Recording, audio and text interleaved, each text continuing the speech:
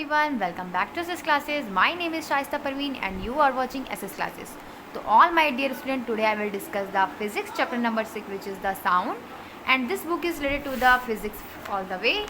And अगर आप लोग की ये सिलेबस से मिलती है तो आप लोग इस वीडियो को देखिएगा, ये आप लोग के लिए हेल्पफुल होगा. ओके, तो आज हम लोग पढ़ने वाले हैं फिजिक्स का चैप्टर नंबर 6 जिसका नाम है साउंड. तो एक बार ज़रा देख लेते हैं कि in this lesson you will learn about कौन कौन सी टॉपिक आप लोग को पढ़ने हैं. तो first topic is the production and propagation of sound, second topic is the speed of sound, and third topic is a term related to the sound wave, and fourth is a type of sound, fifth is a echo reflection of sound, sixth is a sonar, seventh is a characteristic of sound, eight is a music and musical instruments, nine is a noise and how to avoid the noise pollution. So these all the topic we discussed about in this chapter. तो one by one करके part में हम लोग जो है इसको हम लोग डिवाइड करेंगे और पढ़ेंगे, अच्छे से समझेंगे इस चैप्टर को. ठीक है, तो साउंड के बारे में हम लोग जो है जब मैं वीडियो ही बनाती हूँ तो आप लोग को बहुत वैरायटी में जो है आवाज़ें सुनाई देती होंगी. कभी बेबी क्राई करने की, ठीक है, कभी गाड़ियों के गुजरने की, कभी कोई भोपू वाला होगा उसकी आवाज़ सुनाई, बहुत सारी आवाज़ें आपको सुनाई देती होंगी. सो जैसे कि इस पिक्चर में देखिए, the picture shows common sound that we hear regularly. इस पिक्चर में वो कॉमन साउंड हमें दिए गए हैं जो हम रेगुलरली बेसिस पे सुनते आ रहे हैं. कौन कौन से बेसिस हैं भाई? एक कार का हॉर्न बजाना, बेबीज़ का क्राई करना, ठीक है, बच्चों का रोना, मैन का ड्रम बजाना, etcetera. Sound are produce by living and non living things. जो साउंड्स होते हैं वो प्रोड्यूस होते हैं लिविंग थिंग से भी और नॉन लिविंग थिंग से भी. लिविंग थिंग क्या होती है और नॉन लिविंग थिंग क्या होती है ये तो आप सब ने पढ़ ही रखा होगा बायोलॉजी में, और मैंने बताया भी है.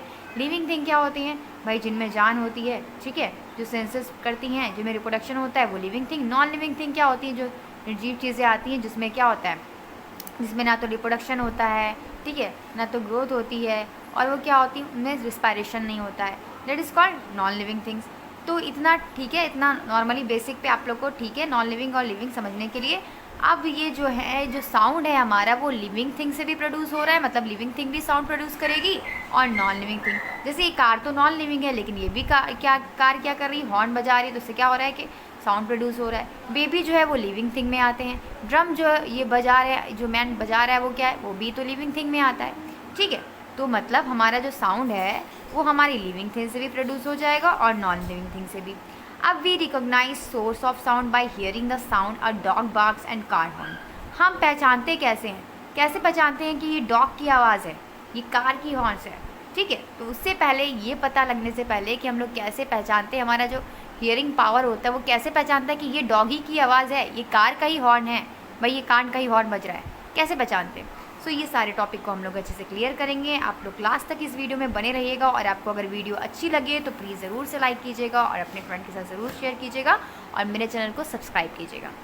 सो फर्स्ट टॉपिक हमारा स्टार्ट होता है व्हाट इज़ साउंड. ठीक है, क्या कह रहा है, व्हाट इज़ साउंड. साउंड क्या है भाई साउंड?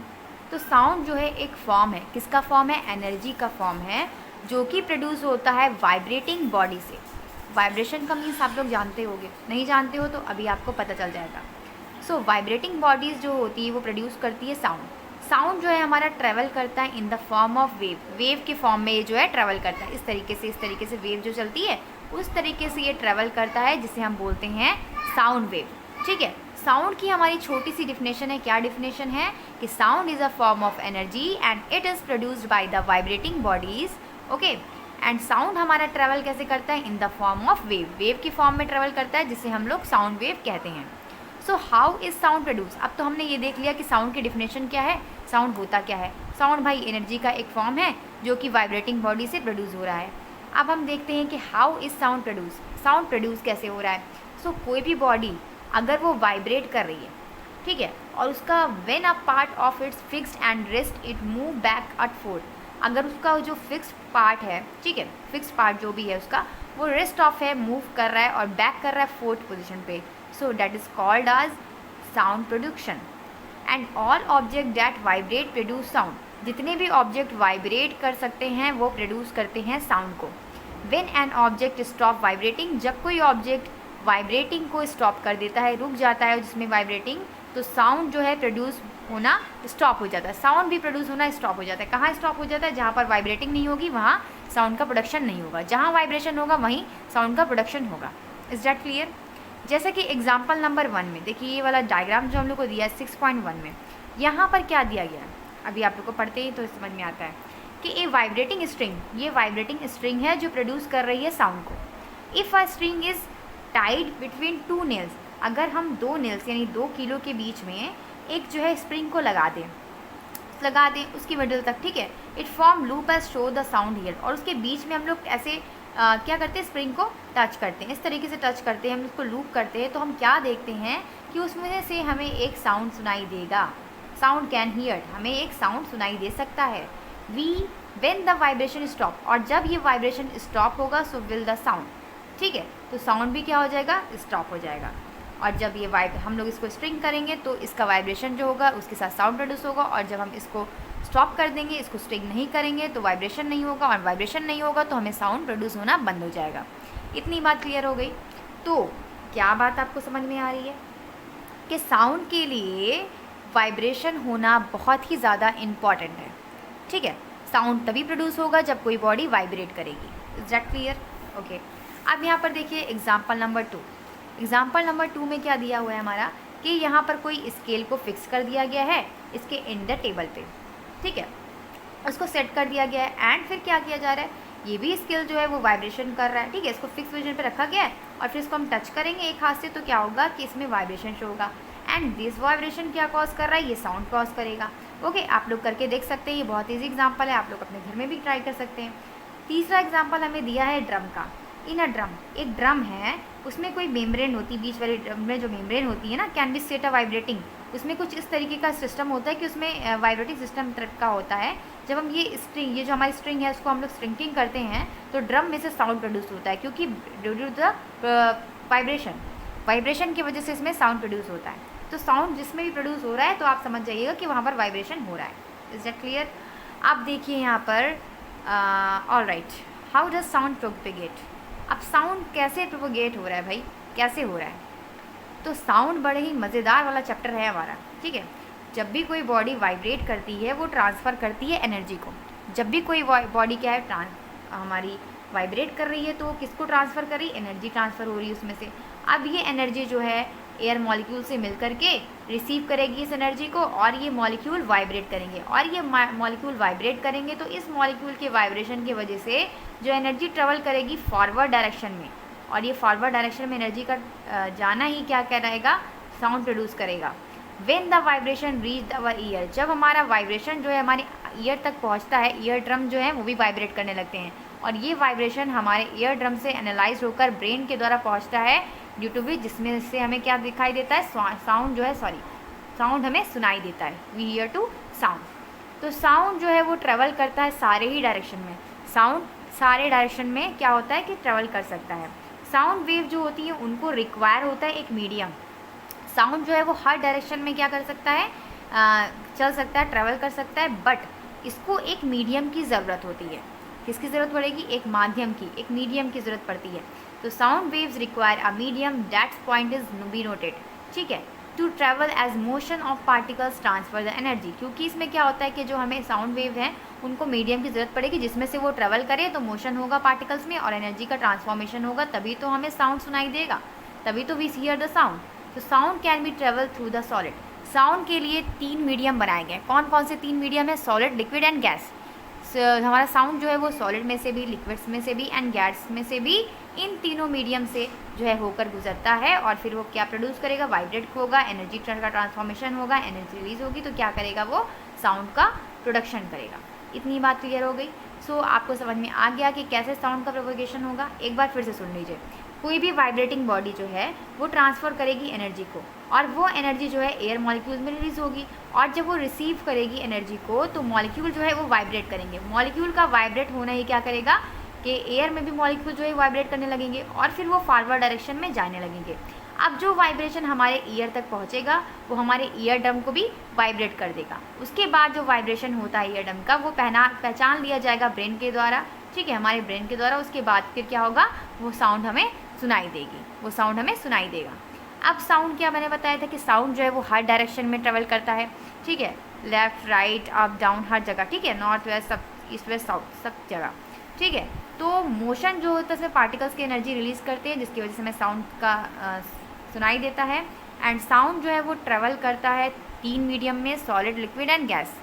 ठीक है, इतनी बात भी आप लोग याद कर लीजिएगा।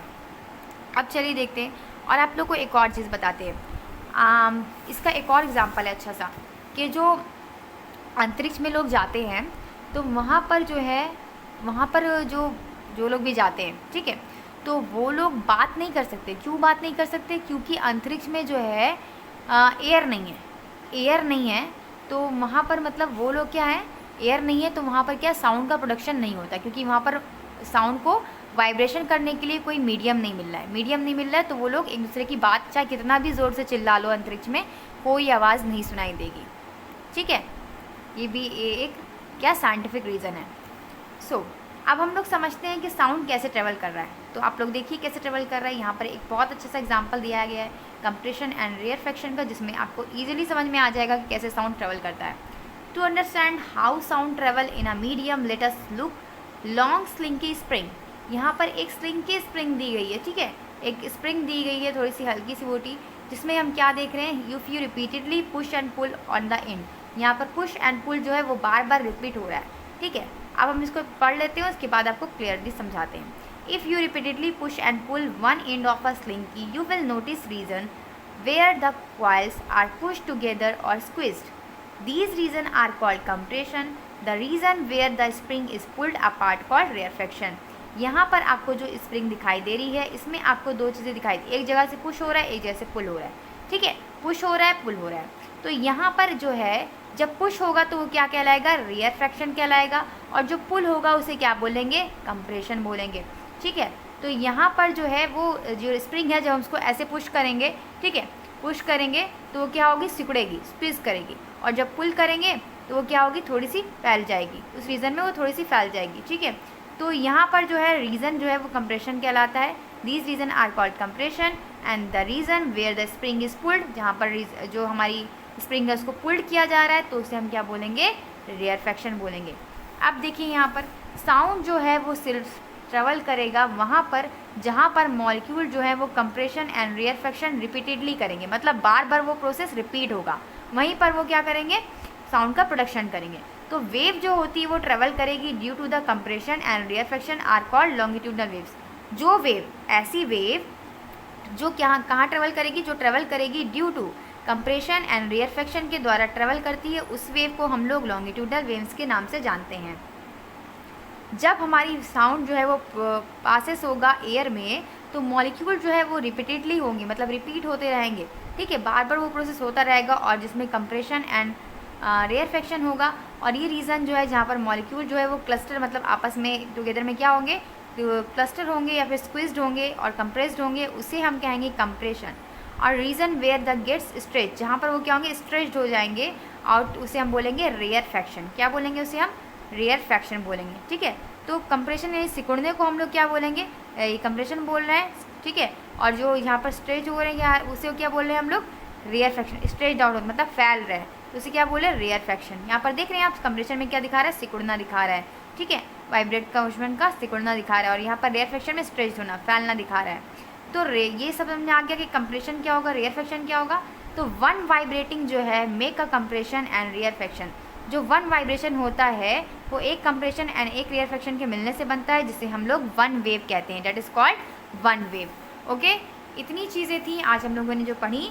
नेक्स्ट वीडियो में हम लोग जो है स्पीड ऑफ साउंड के बारे में बात करेंगे कि साउंड की स्पीड जो है वो क्या होती है, कितनी होती है, इसको कैसे डिनोट करते हैं। तो आज की वीडियो में इतनी। अगर आपको वीडियो थोड़ी सी भी पसंद आई हो या फिर आप लोग के लिए हेल्पफुल हो, तो ज़रूर से लाइक एंड सब्सक्राइब कीजिएगा मेरे चैनल को। Thank you, keep watching.